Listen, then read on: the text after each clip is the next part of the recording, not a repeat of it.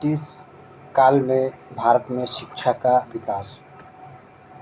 जय हिंद दोस्तों, इस वीडियो में हम लोग ब्रिटिश गवर्नमेंट के समय, उस समय जो ब्रिटिश काल अंग्रेजों का राज था, उसमें भारत में जो भी उनके द्वारा शिक्षा का विकास हुआ था उसके बारे में अध्ययन करेंगे। एक क्राउन समान ज्ञान अध्ययन है जो कि लुसेंट और अन्य वन लाइनर किताबों से थोड़ा सा हट के है। इसमें इन्फॉर्मेशन भी ज़्यादा है और कुछ इसको टेक्स्ट के रूप में बनाने की कोशिश किया गया। इसको वन लाइनर कहना उचित नहीं है।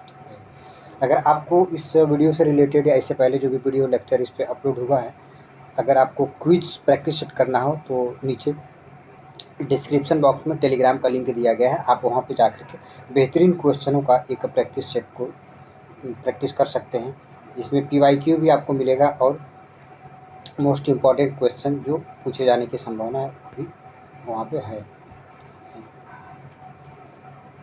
तो ये कह रहा है कि भारत में आधुनिक शिक्षा का जन्मदाता चार्ल्स ग्रांट को कहा जाता है। ठीक है, आप जाएंगे वहाँ पे PYQ प्रैक्टिस करने, तो इस वाले क्वेश्चन को मैं वहाँ पे डाला हूँ। भारत में आधुनिक शिक्षा के जन्मदाता के रूप में किसको जाना जाता है, तो वो चार्ल्स ग्रांट हैं। यानी कि शिक्षा के विकास के लिए समय समय पर, ठीक है, आयोग गठित किए गए। ठीक है, शिक्षा के विकास के लिए भारत में समय समय पर अनेक आयोगों का गठन किया गया। उस आयोगों में से कुछ महत्वपूर्ण आयोग जिस पे हम लोग चर्चा कर रहे हैं, चार्ल्स वुड डिस्पैच 1854 ईस्वी। इसका गठन लॉर्ड डलहौजी के कार्यकाल में, ठीक है, ध्यान दीजिएगा, इसका गठन जो चार्ल्स वुड डिस्पैच है लॉर्ड डलहौजी के कार्यकाल में 1854 ईस्वी में हुआ था। इसे भारतीय शिक्षा का मैग्ना कार्टा कहा जाता है। ठीक है, चार्ल्स वुड डिस्पैच को भारतीय शिक्षा का मैग्ना कार्टा कहने के कारण है कि इसमें लगभग 100 अनुच्छेद थे। ठीक है, इस डिस्पैच में 100 अनुच्छेद थे। महिलाओं की शिक्षा पर इसमें विशेष रूप से बल दिया गया था। ठीक है, मतलब इसमें शिक्षा के एक बहुआयामी विकास के लिए, शिक्षा के भारत में शिक्षा के प्रचार प्रसार के लिए बहुआयामी विकास के लिए इसमें कुछ योजना बनाई गई थी। इसके मुख्य प्रावधानों में जो कि पाश्चात्य शिक्षा का प्रसार था। ठीक है, पाश्चात्य शिक्षा का प्रसार करना, उच्च शिक्षा के लिए अंग्रेजी माध्यम और प्राथमिक शिक्षा के लिए जन भाषा, ठीक, तथा मद्रास, कलकत्ता और मुंबई में 3 विश्वविद्यालयों की स्थापना का प्रावधान था। ठीक है, 1857 की क्रांति से पहले, 1857 की क्रांति से पहले मतलब 1857 के आसपास जो है कि यहाँ पे 3 प्रेसिडेंसियों में, मद्रास में, ठीक है, कलकत्ता में और मुंबई में 3 विश्वविद्यालय की स्थापना किया जा चुका था। ठीक है, 3 विश्वविद्यालयों की स्थापना उस समय किया जा चुका था। आगे बढ़ते हैं।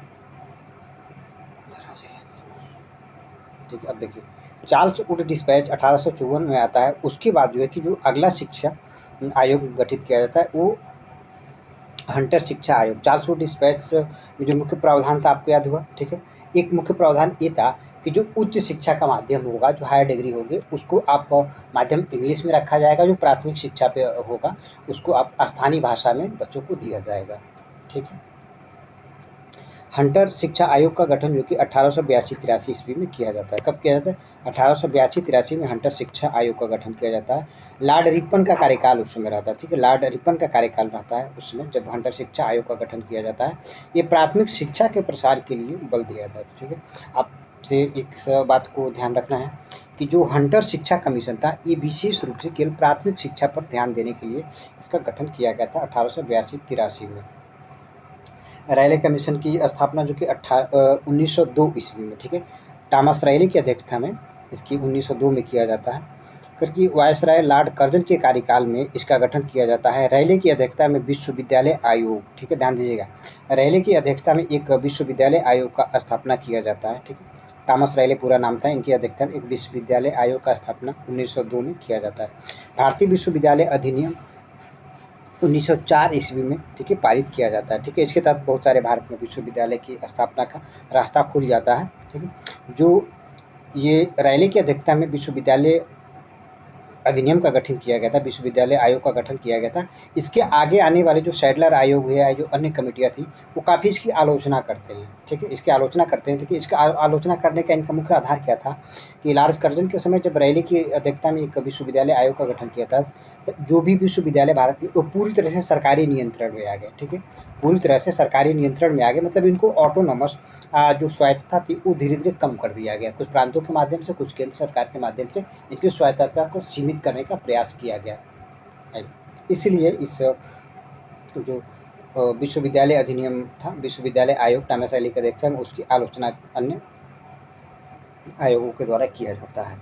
सैडलर आयोग 1917 से 1919 ईस्वी में किया जाता है। इसमें जो 12 वर्षीय स्कूली शिक्षा, ठीक है, सैडलर आयोग में 12 वर्षीय स्कूली शिक्षा और माध्यमिक शिक्षा के बाद स्नातक की उपाधि के लिए एक व्यवस्था का प्रावधान किया जाता है, ठीक है। अब हर्टोग समिति की स्थापना 1929 ईस्वी में, हर्टोग समिति 1929, सैडलर 1917।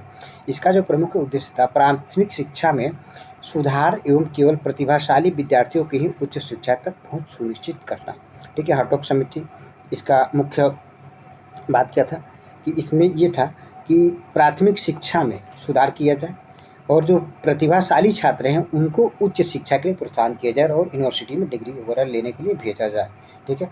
अब देखिए वर्धा योजना, शिक्षा की जो वर्धा योजना, इसका स्थापना 1937 ईस्वी में किया जाता है। जो शिक्षा की वर्धा योजना थी उसकी स्थापना 1937 ईस्वी में होता है। इसमें भी कुछ प्रावधान है। गांधी जी को द्वारा प्रस्तुत, ठीक है, ध्यान दीजिएगा, गांधी जी द्वारा प्रस्तुत इस योजना में 7 से लेकर के 14 वर्ष के बच्चों के लिए निःशुल्क एवं अनिवार्य शिक्षा की व्यवस्था थी, ठीक है। एक बात और यहाँ पे आप ध्यान रखिएगा, जो भारत में सर्वप्रथम निःशुल्क शिक्षा की बात या वकालत करने वाला जो प्रांत था वो बड़ौदा था, ठीक है, बड़ौदा, ठीक है। जो बड़ौदा रियासत था उस समय, ये अपने यहाँ अपने राज्यों में, ठीक है, प्राथमिक शिक्षा को निःशुल्क करने वाला सबसे पहला रियासत होता है। कौन? बड़ौदा। इस बात को याद रखिएगा, ये मोस्ट इंपॉर्टेंट में इस बात को याद रखिएगा। अगर पूछता है कि भारत का वह कौन सा रियासत है जो सबसे पहले भारत में निःशुल्क शिक्षा के लिए पहल करना प्रारंभ करता है, तो बड़ौदा रियासत है, ठीक है, बड़ौदा। ये वर्धा योजना तैयार करने में गांधी जी की महत्वपूर्ण भूमिका होती है, ठीक है। अब वो था 1917 वाला सैडलर था, ठीक है। अब देखिए सर्जेंट योजना 1947, मतलब अब ब्रिटिश काल में ये अंतिम शिक्षा आयोग था, ठीक है, सर्जेंट शिक्षा 1944 ईस्वी में। इसके जो प्रमुख प्रावधान क्या थे, प्राथमिक विद्यालय एवं हाई स्कूल की स्थापना की जाए, ठीक है, प्राथमिक विद्यालय हाई स्कूल की स्थापना की जाए और 6 से 11 वर्ष के आयु के बच्चों को निःशुल्क शिक्षा का प्रावधान किया जाए, ठीक है। सर्जेंट योजना में भी इस बात को प्रावधान किया जाता है कि 6 से लेकर के 14 वर्ष 11 वर्ष के जो आयु के बच्चे हैं उनके लिए निःशुल्क शिक्षा का प्रावधान किया जाए, ठीक है। अब हम लोग इस वाले लेक्चर में, अब भारत में जो ब्रिटिश काल में, ठीक है, ब्रिटिश काल में जो समाचार पत्रों का विकास होता है उनका एक क्रमबद्ध विकास देखेंगे, ठीक है। देखिए भारत में राष्ट्रीय आंदोलन को प्रेरित करने में या एक स्थान से दूसरे स्थान पर सूचनाओं को प्रचार प्रसार करने में, सामाजिक बदलाव में, समाज में जो भी कुरीतियाँ वगैरह थी उसको दूर करने में समाचार पत्रों का बहुत बड़ा योगदान है, ठीक है। महात्मा उनके राजा राम मोहन राय के द्वारा जब सती प्रथा का विरोध किया जाता है तो वो एक मिरातुल अखबार निकालते हैं, ठीक है, एक मिरातुल अखबार और प्रज्ञा का चाँद, इस तरह से बहुत सारे अखबार निकालते हैं जिसके माध्यम से अपने विचारों को प्रचार प्रसार करते हैं और समाज में जो उस समय व्याप्त कुरीतियाँ थी उसको दूर करने का प्रयास करते हैं राजा राम मोहन राय और उनकी टीम ने।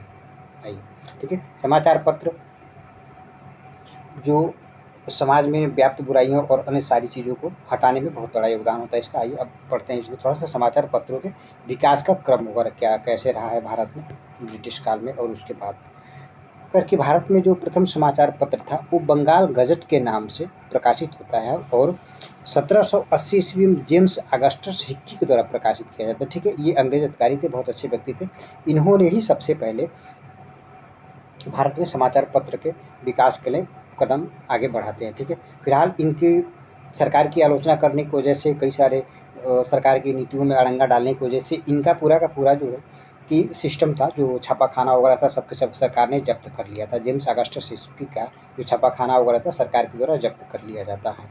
राजा राम मोहन राय ने, ठीक है, भारत के फेवर में, ठीक है, भारत के फेवर में और अंग्रेज के द्वारा जो भारत में उसमें अत्याचार और आर्थिक शोषण वगैरह किया जा रहा था, जेम्स अगस्टस हिक्की ने बंगाल गजट के माध्यम से, ठीक है, अंग्रेजी का पहला समाचार पत्र, इस बात को याद रखिएगा, अंग्रेजी का पहला समाचार पत्र James Augustus Hicky Bengal Gazette को प्रकाशित किया गया था, ठीक है। तो ये सरकार के अगेंस्ट लिखते थे, सरकार की बुराइयाँ और अच्छाइयाँ दोनों को बताते थे, सरकार को अच्छा नहीं लगता था और इनके जो संपत्ति था, जो छापाखाना वगैरह था, उसको सरकार जब्त कर लेती है। भारत में राजा राम मोहन राय ने राष्ट्रीय प्रेस की स्थापना की, ठीक है, भारत में राजा राम मोहन राय ने राष्ट्रीय प्रेस की स्थापना की और संवाद कौमुदी, ठीक है, संवाद कौमुदी चंद्रिका हटा दीजिए आप, ठीक है, चंद्रिका इनका नहीं है, चंद्रिका ये राधाकांत देव का, ध्यान दीजिएगा, राधाकांत देव, ठीक है, ये ब्रह्म समाज के विरोधी हैं, ठीक है, ब्रह्म समाज, ठीक है, ये ब्रह्म समाज किसका है? राजा राम मोहन राय का है, ध्यान से सुनिएगा। ब्रह्म समाज राधा राम देव का है। इनका एक देव समाज है, ठीक है, जो राधाकांत देव है, ये देव समाज की स्थापना करते हैं और चंद्रिका पत्रिका के माध्यम से सती प्रथा के समर्थन में प्रचार प्रसार करते हैं। इस बात को ध्यान रखिएगा, जो चंद्रिका पत्रिका है वो राधाकांत देव का है। राधाकांत देव ने एक देव समाज की स्थापना करते हैं, ठीक है, और इस चंद्रिका पत्रिका के माध्यम से सती प्रथा के समर्थन में प्रचार प्रसार करते हैं, ठीक है। मतलब ये तरह से राजा राम मोहन राय के पूरी तरह से विरोधी थे, कौन? राधाकांत देव, ठीक है। ये चंद्रिका पत्रिका राजा राम मोहन राय का नहीं। संवाद कौमुदी के माध्यम से राजा राम मोहन राय ने जो भी उस समय सती प्रथा प्रचलन था उसके प्रचार प्रसार के लिए, उसके विरोध में, सती प्रथा के विरोध में जो भी इनका विचार था और समाज के अन्य बुद्धिजीवी वर्ग का, शिक्षित वर्ग का विचार था, उसका प्रसार अब संवाद कौमुदी के माध्यम से राजा राम मोहन राय के द्वारा किया जाता था। चंद्रिका पत्रिका राजा राम मोहन राय के विरोधी था और इस सती प्रथा के समर्थन में प्रचार प्रसार करता था। चंद्रिका पत्रिका मिरात उल अखबार का प्रकाशन किया, ठीक है। राधा का चंद्रिका को हटा देगा। मिरात उल अखबार बुक है, गलतियाँ थोड़ी बहुत आपको मिलती हैं, लुसेंट वगैरह में भी तो अच्छी खासी गलतियाँ मिल जाती हैं करके। मिरात उल अखबार का प्रकाशन है, ठीक। इन्हें भारतीय पत्रकारिता का अग्रदूत कहा जाता है, किनको? राजा राम मोहन राय को। मिरात उल अखबार फारसी भाषा का पहला समाचार पत्र था, ठीक है। जाम ए जहानुमा उर्दू भाषा का, ठीक है। बम्बई समाचार पत्र गुजराती भाषा में प्रथम अखबार निकाला गया। देखिए यहाँ पे सुनिए, अगर आपसे कोई पूछे कि फारसी भाषा का प्रथम समाचार पत्र जो भारत में प्रकाशित होता है वो मिरात उल अखबार राजा राम मोहन राय का, ठीक है। जाम ए जहानुमा उर्दू भाषा में प्रकाशित होने वाला भारत में पहला समाचार पत्र राजा राम मोहन राय का था, ठीक है। और बम्बई समाचार पत्र गुजरात में प्रकाशित होने वाला, गुजराती भाषा में भारत में पहला समाचार पत्र बम्बई समाचार पत्र राजा राम मोहन राय, ठीक है। राजा राम मोहन राय भारत के ऐसे व्यक्ति थे जिनको जो भाषा सीखना चाहते थे वो तुरंत सीख लेते थे, ठीक है। मतलब जो बाइबल, जो पुराण, जो शास्त्र पढ़ना चाहते थे उसके हिसाब से वो लैंग्वेज सीख लेते थे वो, ठीक। बाइबल पढ़ने के लिए हिब्रू सीख लिए, ठीक है। इस तरह के ये फारसी कुरान वगैरह सीखने के लिए फारसी सीख लेते हैं, मतलब कुरान पढ़ने के लिए। हिंदी में प्रकाशित होने वाला जो प्रथम अखबार था 1826 ईस्वी, मोस्ट इम्पॉर्टेंट, हिंदी में प्रकाशित होने वाला 1826 में कानपुर से, ठीक है, कानपुर से, जो कि जुगल किशोर के द्वारा उदंड मार्तंड का स्थापना किया जाता है, प्रकाशित किया जाता है, ठीक है। हिंदी में प्रकाशित होने वाला भारत का पहला समाचार पत्र उदंड मार्तंड, ठीक है। ये कलकत्ता से प्रकाशित होता था, इस बात से याद रखिएगा, ये कलकत्ता से प्रकाशित होता था। अगर आपसे कोई पूछे उत्तर भारत में, मतलब उत्तर प्रदेश का प्रथम हिंदी समाचार पत्र कौन सा है, तो बनारस अखबार। यूपी का प्रथम हिंदी समाचार पत्र बनारस अखबार, ठीक है, बनारस अखबार उसका पूरा नाम है, ठीक है, उत्तर प्रदेश का। ये जो जुगल किशोर थे ये तो थे कानपुर के, ठीक है, लेकिन ये रहते थे कलकत्ता में और वहीं से उदंड मार्तंड हिंदी में प्रकाशित करते हैं। भारत में प्रकाशित होने वाला प्रथम समाचार पत्र हिंदी भाषा में उदंड मार्तंड है। क्रिस्टोपस पाल को, ठीक है, क्रिस्टोदास पाल जो कि हिंदू पैट्रियार्ट के संरक्षक थे, ठीक है, हिंदू पैट्रियार्ट के संरक्षक थे। उन्होंने भारतीय पत्रकारिता का राजकुमार कहा जाता है, किसको? क्रिस्टोफर पाल को भारतीय पत्रकारिता का राजकुमार कहा जाता है। तिलक ने अंग्रेजी में मराठा, ठीक है, मराठी में केसरी का प्रकाशन किया था, ठीक है। मराठा और केसरी दोनों पहले आगरकर और केलकर के पास था, ठीक है, इन दोनों लोगों के व्यक्ति थे, आगरकर और केलकर के पास मराठा और केसरी रहता है। बाद में ये दोनों समाचार पत्र बाल गंगाधर तिलक के पास आ जाता है। बंगाली भाषा का जो पहला समाचार पत्र होता है वो दिग्दर्शन था, ठीक है। बंगाली भाषा का पहला समाचार पत्र कौन सा है? दिग्दर्शन है। मालवीय जी मकरंद उपनाम से कविताएं लिखा करते थे, ठीक है। मालवीय जी जो मदन मोहन मालवीय थी वो मकरंद उपनाम से, ठीक है, क्या मकरंद उपनाम से कविताएं लिखा करते थे मदन मोहन मालवीय।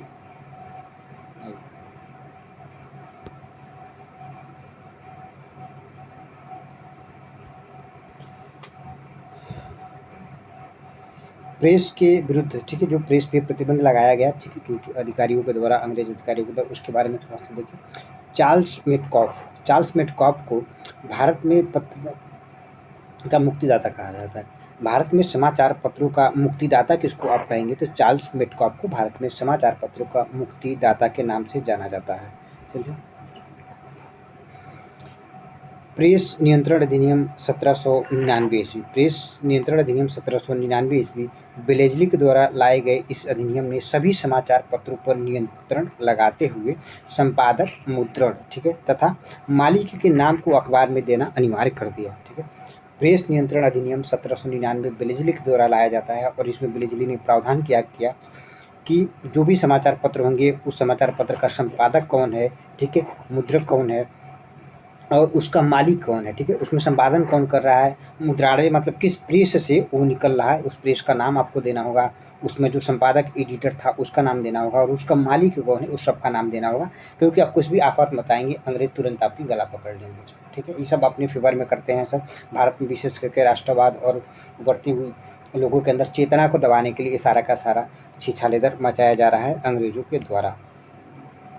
1818 ईस्वी में, ठीक है, हेस्टिंग ने 1818 ईस्वी में हेस्टिंग ने इस अधिनियम को समाप्त कर दिया। किस अधिनियम को?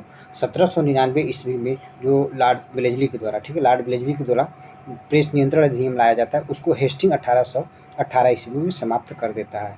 लाइसेंस रेगुलेटरी एक्ट 1823 ईस्वी में एडम्स के कार्यकाल में लाया जाता है। मुद्रक, ठीक है, तथा प्रकाशन को मुद्रणालय स्थापित करने से पूर्व आपको लाइसेंस लेना अनिवार्य हो गया था। लाइसेंस रेगुलेटिंग एक्ट इसीलिए इसका नाम पड़ गया क्योंकि इसमें हुआ ये कि एडम्स के कार्यकाल में, ठीक है, उसमें एडम्स भारत में गवर्नर जनरल था। ठीक है, अभी वायसराय का पद नहीं होता, वायसराय का पद 1858 ईस्वी के बाद होता है।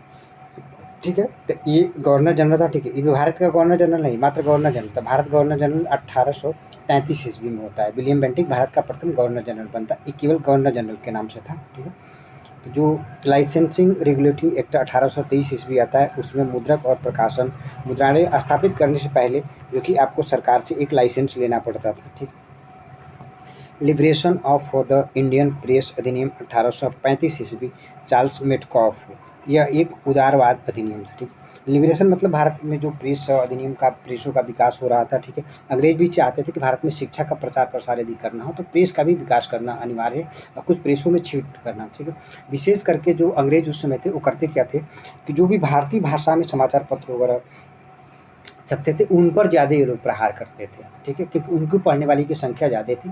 ठीक है, इंग्लिश समाचार पत्र पढ़ने वालों की संख्या कम था। लिबरेशन ऑफ इंडियन प्रेस अधिनियम 1835 ईस्वी में चार्ल्स मेटकॉफ के द्वारा लाया जाता है। इसे उदारवादी अधिनियम कहा जाता है। ठीक है, इस बात को याद रखिएगा।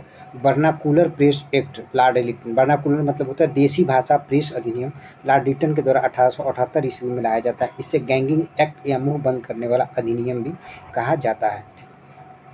कह रहे कि इसमें मुद्रालयों की जमानत को मजिस्ट्रेट रद्द कर सकता है। ठीक है, मुद्रालय की जो जमानत थी उसको मजिस्ट्रेट रद्द कर सकता था। न्यूज़पेपर एक्ट 1908 ईस्वी, न्यूज़पेपर एक्ट 1908 ईस्वी जो कि समाचार पत्र पर हिंसा या हत्या को बढ़ावा देने तो उसकी संपत्ति जब्त की जा सकती है।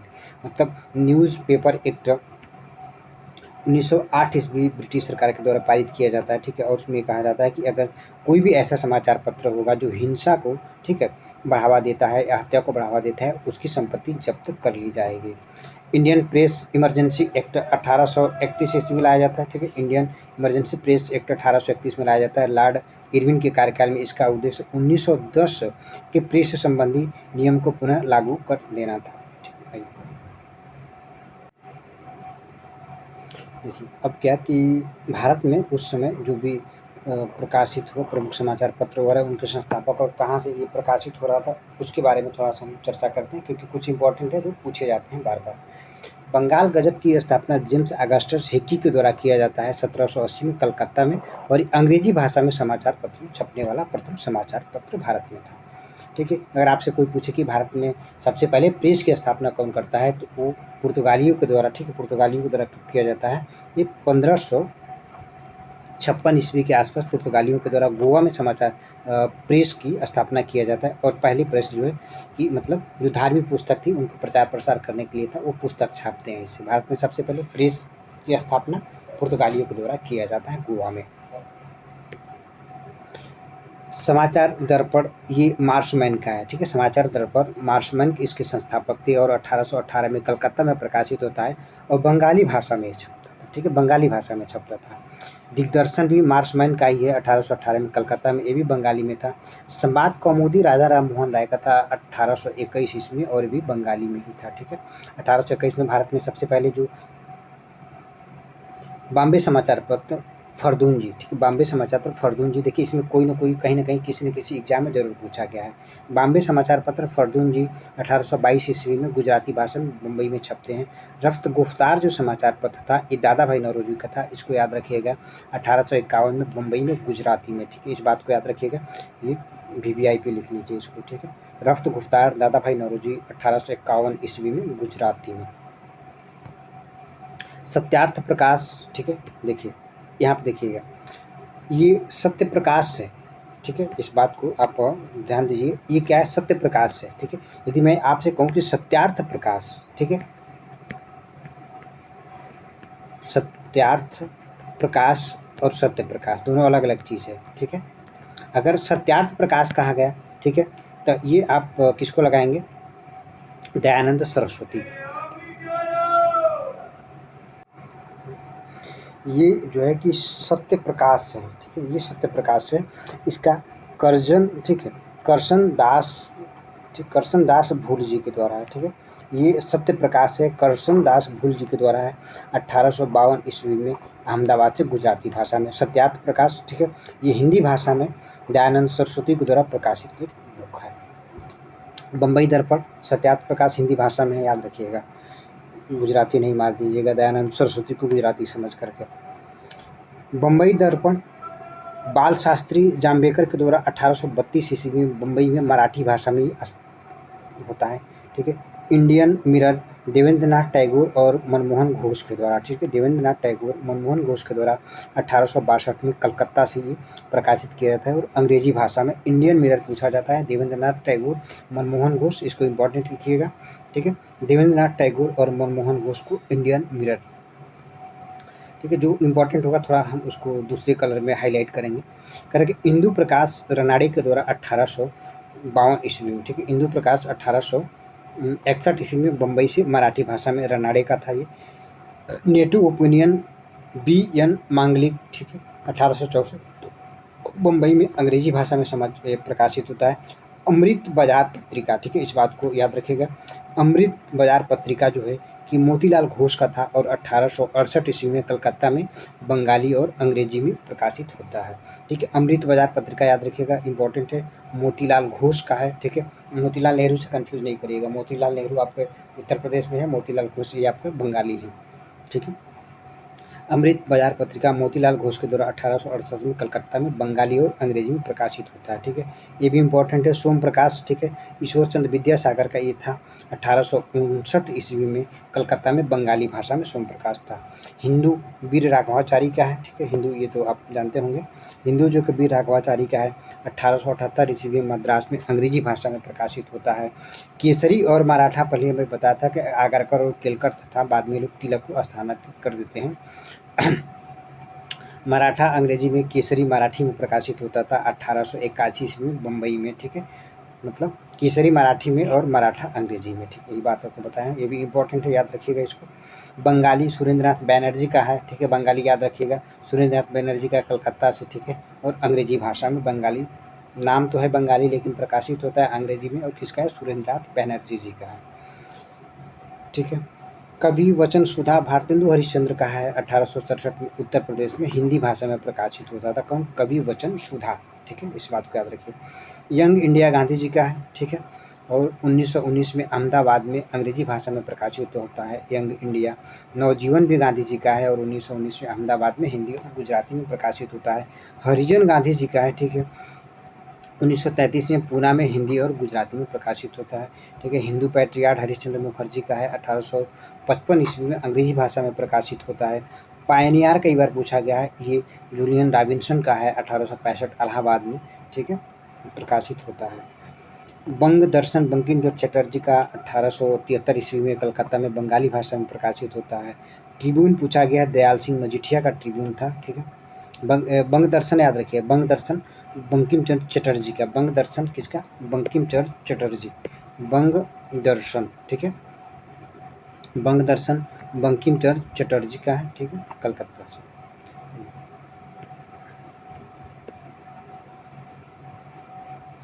सुधारक, ठीक है, गोपाल कृष्ण आगरकर, ठीक है, सुधारक गोपाल कृष्ण आगरकर 1828 मराठी ईस्वी में, ठीक है, सुधारक याद रखिएगा, सुधारक गोपाल कृष्ण आगरकर, ठीक है। भारत सुधार संघ वो गोपाल कृष्ण गोखले हैं। भारत सुधार संघ जो संस्था थी उसकी स्थापना गोपाल कृष्ण गोखले के द्वारा 1905 ईस्वी में किया जाता है और ये सुधारक समाचार पत्र है गोपाल कृष्ण आगरकर के द्वारा 1888 ईस्वी में मुंबई से मराठी भाषा में प्रकाशित होने वाला एक समाचार पत्र है। स्टेट्समैन, ठीक, रॉबर्ट नाइट 1878 कलकत्ता में अंग्रेजी भाषा में प्रकाशित होता है ये, ठीक। इंडियन ओपिनियन गांधी जी का है, ठीक है, ये दक्षिण अफ्रीका से 1903 ईस्वी में प्रकाशित करते हैं अंग्रेजी में। इंडियन ओपिनियन याद रखिए गांधी जी का दक्षिण अफ्रीका से। इंडियन सोशलिस्ट, ठीक है, श्याम जी कृष्ण वर्मा का था इंडियन सोशलिस्ट, 1905 में लंदन से प्रकाशित करते हैं अंग्रेजी भाषा में। वंदे मातरम जो है कि अरविंदो घोष का था, 1906 में कलकत्ता में अंग्रेजी भाषा में प्रकाशित होता है। वंदे मातरम एक लाला लाजपत राय का भी था, प्रकाशित होता था, ठीक है। वंदे मातरम नाम से एक जो कि श्याम जी कृष्ण वर्मा भी लंदन में स्थापित करते हैं पत्र, ठीक। वंदे मातरम से श्याम जी कृष्ण वर्मा का है, अरविंदो घोष का है और लाला लाजपत राय का भी है, याद रखिएगा। युगांतर, ये अरविंदो घोष भूपेंद्र घोष, ठीक है, 1906 में कलकत्ता में बंगाली भाषा में युगांतर होता है। वंदे मातरम दयाल सिंह, ठीक है, और श्याम जी वर्मा, ठीक है, श्याम जी कृष्ण वर्मा, इसी वंदे मातरम की मैं बात कर रहा था, ठीक है। 1909 में पेरिस में अंग्रेजी भाषा में प्रकाशित होता था, सॉरी ये पेरिस से था, याद रखिएगा इसको, कहाँ से, पेरिस से प्रकाशित होता है कौन सा, वंदे मातरम, ठीक है, वंदे मातरम हरदयाल सिंह, ठीक है, हरदयाल सिंह और श्याम जी कृष्ण वर्मा के द्वारा। गदर लाला हरदयाल के द्वारा, ठीक है, 1913 में सैन फ्रांसिस्को अंग्रेजी भाषा में, एक्चुअल में एक गदर पत्र था, ठीक है। लाला हरदयाल के द्वारा जो स्थापित ईस्ट, ठीक है, west Pacific coast of San Francisco America में था, ठीक है, वो संस्थान का नाम था और उसके द्वारा जो समाचार पत्र निकाला गया गदर, उसी के नाम पे उसका नाम गदर पार्टी भी पड़ गया। बॉम्बे क्रॉनिकल फिरोज शाह मेहता के द्वारा 1913 में बम्बई में अंग्रेजी भाषा में। कॉमनवेल्थ, ठीक है, कॉमनवेल्थ ये एनिवेशन का था, 1914 में बम्बई से अंग्रेजी भाषा में प्रकाशित होता है। न्यू इंडिया एनिवेशन का था, ठीक है, न्यू इंडिया एक महात्मा गांधी का भी होगा, यंग इंडिया न्यू इंडिया, 1914 में बम्बई में अंग्रेजी भाषा में प्रकाशित होता है। हिंद केसरी याद रखिएगा गंगा प्रसाद गुप्त, हिंद केसरी गंगा प्रसाद गुप्त का है 1914 में काशी, ठीक है, यानी वाराणसी से हिंदी में Hind Kesari. Servant of India, ठीक है, servant of India Srinivasa Sastri, ठीक है, servant of India Sastri 1918 Madras में अंग्रेजी भाषा में प्रकाशित होता है। हिंदुस्तान टाइम्स जो है कि एन पडिक्कर का 1922 में मुंबई में अंग्रेजी भाषा में। सर्च लाइट सच्चिदानंद सिन्हा का मोस्ट इंपॉर्टेंट याद रखिएगा 1918 अंग्रेजी भाषा में। नेशनल हेराल्ड ये नेहरू जी का था, ठीक है, जवाहरलाल नेहरू 1938 ईस्वी में दिल्ली में अंग्रेजी भाषा में प्रकाशित होने वाला समाचार पत्र थे, ठीक है। ब्रिटिश शासन के दौरान कुछ महत्वपूर्ण विद्रोह और आंदोलन जो होते हैं उनके बारे में थोड़ा सा यहाँ पे देख लीजिएगा, इम्पोर्टेंट है ये। एक तरह की सन्यासी विद्रोह, ठीक है, केना सरकार के द्वारा 1760 से 1800 ईस्वी बंगाल और बिहार में किया जाता है। फ़कीर विद्रोह मजनून शाह चिराग अली के द्वारा 1776-77 में बंगाल में किया जाता है फ़कीर विद्रोह। पागलपंथी विद्रोह जो था करम शाह टीपू मीर, ठीक है, 1813 ईस्वी से 1831 ईस्वी बंगाल में ये होता है। फरैजी आंदोलन आपका शरीयतुल्लाह मियाँ टुटू मियाँ 1804 और 60 बंगाल में होता है, ठीक है। कोल विद्रोह बुद्धू भगत के द्वारा छोटा नागपुर क्षेत्र में जो कि 1831-32 में ये पूछा गया, ठीक है। कोल विद्रोह कई बार पूछा गया, छोटा नागपुर क्षेत्र में होता है। कूका आंदोलन, ठीक है, कूका आंदोलन भगत जवाहर माल के द्वारा किया जाता है और 1845 से 72 ईस्वी पंजाब में कूका आंदोलन होता है, ठीक है। कुकी विद्रोह आप पूर्वोत्तर में, ठीक है, त्रिपुरा वगैरह में हो जाएगा, मणिपुर में कुकी विद्रोह, लेकिन कूका आपसे कहेगा तो आप पंजाब लगाएंगे। बेलूथम्पी का विद्रोह आपका बेलूथम्पी 1808 ईस्वी से 1900 ईस्वी त्रावणपुर केरल में होता है। संथाल विद्रोह सिद्धू कान्हू के द्वारा 1855-56 ईस्वी में, ठीक है, 1857 की क्रांति से जस्ट पहले विद्रोह पूछता है कौन सा है, तो संथाल विद्रोह है बिहार बंगाल में, ठीक है। अगर ये आपसे पूछे कि संथाल विद्रोह के तुरंत बाद कौन सा विद्रोह होता है तो वो आपका एक नील आंदोलन करके था, ठीक है, नील आंदोलन, नील विद्रोह नील आंदोलन करके था, 1859-60 में होता है, ठीक है, हो सकता है मिल जाएगा, आगे मिलेगा। करके मुंडा विद्रोह बिरसा मुंडा के द्वारा 1899-1900 में झारखंड में होता है। खासी विद्रोह तीरथ सिंह के नेतृत्व में 1828-33 मेघालय वाले क्षेत्र में, ठीक है, मेघालय और असम वाले में। रंपा विद्रोह राजू रंपा अल्लारू सीताराम राजू 1880 ईस्वी में गोदावरी जिला आंध्र प्रदेश में होता है। मोपला विद्रोह जो है कि अली मुसलियार, ठीक है, मोपला विद्रोह अली मुसलियार के द्वारा 1836-54 में मालाबार क्षेत्र में होता है। अली मुसलियार मोपला विद्रोह के नेतृत्व करता थे, ठीक है। मोपला विद्रोह एक बार 1836 से 54 ईस्वी में, फिर ये मोपला विद्रोह 1921 ईस्वी में प्रारंभ होता है, ठीक है, गांधी जी के असहयोग आंदोलन के दौरान। नागा आंदोलन रानी गैडिलू के द्वारा किया जाता है, ठीक है, ये आपका नागालैंड में हो जाएगा। नील आंदोलन, ठीक है, ये नील आंदोलन था। नील आंदोलन मतलब दिगंबर विश्वास के द्वारा 1859 और 60 नदिया जिला बंगाल में, ठीक। आपसे पूछेगा कि 1857 की क्रांति से जस्ट पहले कौन सा विद्रोह होता है, जनजाति विद्रोह, तो संथाल हो जाएगा। 1857 की क्रांति के तुरंत बाद कौन सा विद्रोह होता है, तो वो नील आंदोलन कह दीजिए या नील विद्रोह कर दीजिए। 1859-60 नदिया जिला पश्चिम बंगाल में, इसको याद रखिएगा, ये पूछा गया है। फिर कि ताना भगत आंदोलन जतरा भगत सिंह के नेतृत्व में 1914 बिहार में होता है। रामौसी विद्रोह जो कि चीतर सिंह के द्वारा 1922-29 में महाराष्ट्र में। वहाबी आंदोलन अब्दुल वहाब के द्वारा 1820-70 ईस्वी में उत्तर प्रदेश और बिहार में। सॉरी, पावना विद्रोह पूछा जाता है ईश्वर चंद्र राय और शंभू नाथ पाल के नेतृत्व में 1873 और 76 में बंगाल में पावना विद्रोह, ये पूछा गया है। पावना विद्रोह बंगाल में 1873 और 76 याद रखिए। भील आंदोलन सेवाराम के नेतृत्व में 1825-31 में पश्चिमी घाट में भील आंदोलन। चेरो भूषण सिंह के नेतृत्व में 1800-1802 में बिहार में चेरो विद्रोह, याद रखिएगा। पाइको पूछा गया है जगबंधु के नेतृत्व में उड़ीसा में, ठीक है। पाइको लिखता है, कहीं पाइका विद्रोह लिखता है। अगर पाइका लिखता है तभी भी आप कंफ्यूज नहीं होंगे, अगर पाइका लिखता है तभी भी आप समझिएगा कि उड़ीसा का 1917 और 1817 से 1925 के बीच जगबंधु के नेतृत्व में। अहोम विद्रोह गोमधर कुमन के द्वारा 1828 में असम में अहोम विद्रोह होता है। त्रिभागा आंदोलन कंपाराम सिंह के नेतृत्व में 1946 ईस्वी में, ठीक है, आज़ादी से जस्ट पहले वाला ये विद्रोह था। तेलंगाना आंदोलन या तेलंगाना विद्रोह जो है कि 1946 से 1951 में आंध्र प्रदेश में तेलंगाना आंदोलन होता है, ठीक है। तेलंगाना आंदोलन इसके बारे में ये है कि आज़ादी से पहले और आज़ादी के बाद तक प्रारंभ होने वाला चलने वाला एक विद्रोह था, तेलंगाना आंदोलन विद्रोह। अब ब्रिटिश गवर्नमेंट के समय विभिन्न जो कमीशन वगैरह गठित की गई थी उसके बारे में थोड़ा सा हम लोग देखते हैं। हंटर कमीशन, ठीक है, हंटर कमीशन की स्थापना जो है कि 1882 में शिक्षा के लॉर्ड रिपन के कार्यकाल में हंटर कमीशन का स्थापना किया जाता है। रैले कमीशन 1902 ईस्वी में शिक्षा के लिए कर्जन के समय। सैडलर 1917 में शिक्षा के लिए चेम्सफोर्ड के समय। हर्टोग कमीशन 1929 में शिक्षा के लिए लॉर्ड इरविन के समय। एचिंसन कमीशन 46 में लोक सेवा आयोग के गठन के लिए डफरिन के समय, याद रखिएगा। ली कमीशन 1923 में लोक सेवा आयोग, ठीक है।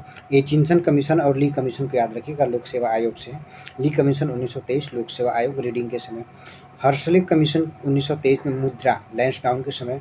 स्मिथ कमीशन 1929 मुद्रा चेम्सफोर्ड के समय। हिटेन यंग कमीशन, ठीक है, हिटेन यंग कमीशन मुद्रा चेम्सफोर्ड के लिए, मतलब हर्शेल स्मिथ और हिटेन कमीशन दोनों मुद्रा के लिए था तीनों। फ्रेजर कमीशन 1901-1902 पुलिस सुधार कर्जन के समय फ्रेजर का, ठीक।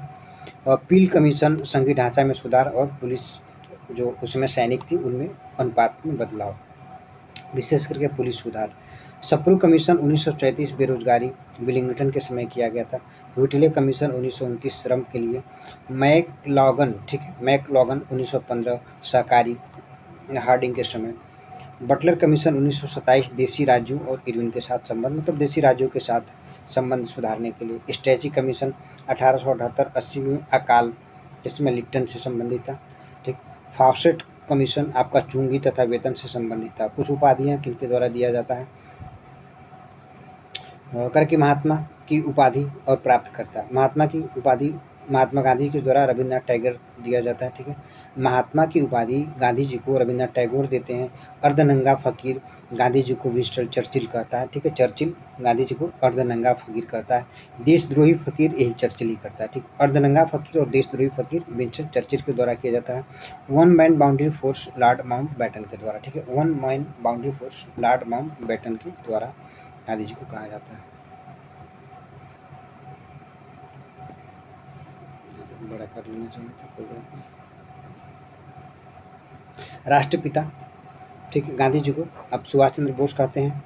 नेताजी सुभाष चंद्र बोस को एडॉल्फ हिटलर कहता है। गुरुदेव रविंद्रनाथ टैगोर, ठीक है, महात्मा गांधी कहते हैं गुरुदेव। सरदार वल्लभ भाई पटेल को बारदोली की महिलाओं के द्वारा, विशेष करके उसमें कस्तूरबा गांधी जी शामिल रहती हैं, उनके द्वारा दिया जाता है, महात्मा गांधी जी की पत्नी कस्तूरबा गांधी। कायदे आदम मोहम्मद अली जिन्ना को महात्मा गांधी जी ने उपाधि दिया था। देश नायक सुभाष चंद्र बोस को रविंद्रनाथ टैगोर ने कहा था, ये पूछा गया क्वेश्चन है। देश रत्न राजेंद्र प्रसाद को महात्मा गांधी ने, ठीक है। ब्रिटिश काल में भू राजस्व की नीतियां देखिए, अस्थायी बंदोबस्त या स्तंभरारी बंदोबस्त, ठीक। अस्थायी बंदोबस्त, स्तंभरारी बंदोबस्त, चिर अस्थायी या जमींदारी बंदोबस्त भी कहा जाता है इसको। 1793 में लॉर्ड कॉर्नवालिस के द्वारा बिहार, बंगाल और उड़ीसा में इसको लागू किया जाता है, ठीक है।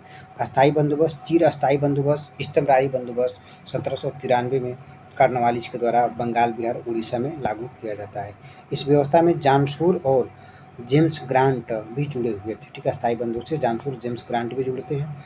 किसानों को भू संबंधी अधिकार समाप्त कर दिए गए और जमींदार मालिक हो गए, ठीक है। अस्थायी बंदोबस्त में जो 1793 में बंगाल, बिहार, उड़ीसा में लागू किया जाता है, जमीन का मालिक किसान न होकर के वो जो जमींदार था वो होता था। रैयतवाड़ी बंदोबस्त में इसकी खास बात ये थी कि अब जमीन का मालिक किसान हो जाता है, जमीन अपने बेच सकता है। इसमें जन्मदाता जो है किसका, थॉमस मुंडू और कैप्टन डीड थे। यह व्यवस्था मद्रास, बम्बई में लागू होता है, ठीक है। इसके अंतर्गत प्रत्येक जमीन के जो धारक थे भूस्वामी से स्वीकार कर लिया गया, ठीक है, और उसके साथ शर्तें लगान तय कर ली गई। अब इसमें मालिक भू धारक किसान हो गया था। महलवाड़ी, इस पद्धति का जन्मदाता हाल्ट मैकेजिंग को माना जाता है। इस व्यवस्था के अंतर्गत दक्कन के कुछ जिले में संयुक्त प्रांत आगरा, अवध, ठीक, और पंजाब के कुछ हिस्से में लागू किया गया था। इसमें जो कि प्रत्येक महाल यानी एक जागीरदार, ठीक है, यानी गांव को मान लिया गया, जिसके अनुसार अंग्रेजों को राजस्व वसूलना निश्चित किया गया, ठीक है। अगले वाले वीडियो में हम लोग जो गवर्नर जनरल है भारत के, उनके बारे में पढ़ लेंगे और समाप्त हो जाएगा, ठीक है। वीडियो देखने के लिए बहुत बहुत धन्यवाद आपका।